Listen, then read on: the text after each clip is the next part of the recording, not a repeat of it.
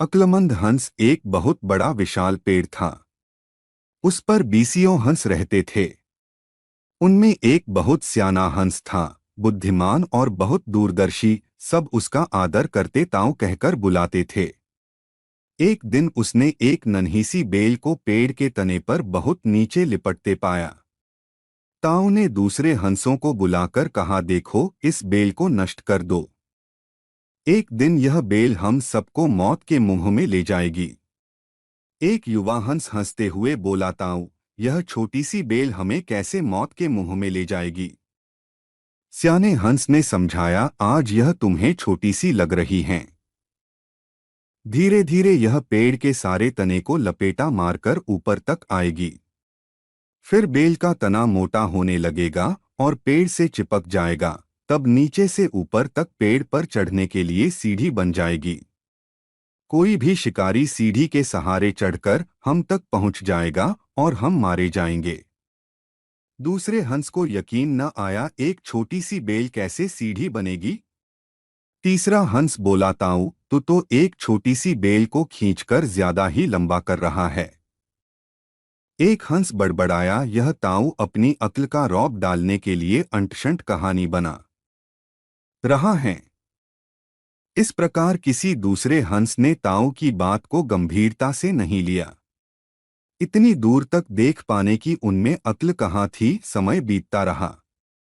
Bell लिपटते लिपटते ऊपर शाखों तक पहुंच गई।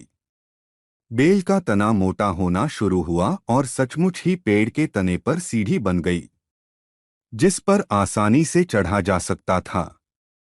सबको ताऊ की बात की सच्चाई सामने नजर आने लगी।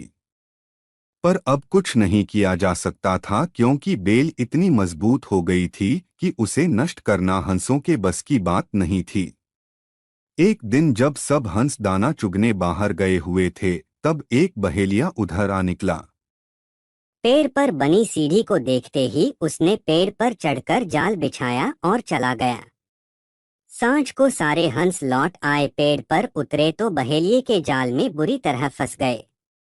जब वे जाल में फंस गए और फड़फड़ाने लगे, तब उन्हें ताऊ की बुद्धिमानी और दूरदर्शिता का पता लगा। सब ताऊ की बात न मानने के लिए लज्जित थे और अपने आप को कोस रहे थे। ताऊ सबसे रुष्ट था और चुप बैठा था। एक हंस ने हिम्मत करके कहा, ताऊ, हम मूर्ख हैं, लेकिन अब हमसे मुंह मत फेरो। दूसरा हंस बोला, इस संकट से निकालने की तरकीब तू ही हमें बता सकता है। आगे हम तेरी कोई बात नहीं टालेंगे। सभी हंसों ने हामी भरी। तब ताऊ ने उन्हें बताया, मेरी बात ध्यान से सुनो। सुबह जब बहेलिया आएगा, तब मुर्दा होने का नाटक करना। बहेलिया तुम्हें मुर्दा समझकर जाल से निकालकर जमीन पर रखता जाएगा। वहां भी मरे समान पड़े रहना। जैसे ही वह अंतिम हंस को नीचे रखेगा, मैं सीटी बजाऊंगा। मेरी सीटी सुनते ही सब उड़ जाना। सुबह बहेलिया आया। हंसों ने वैसा ही किया जैसा ताऊ ने समझाया था। सचमुच बहेलिया हंसों को मुर्दा समझकर जमीन पर पटकता गया। सीटी की आवाज के साथ ही सारे हंस उड़ गए। बहेलिया अवाक होकर देखता रह गया। सीखा, बुद्धिमानों की सलाह गंभीरता से लेनी चाहिए।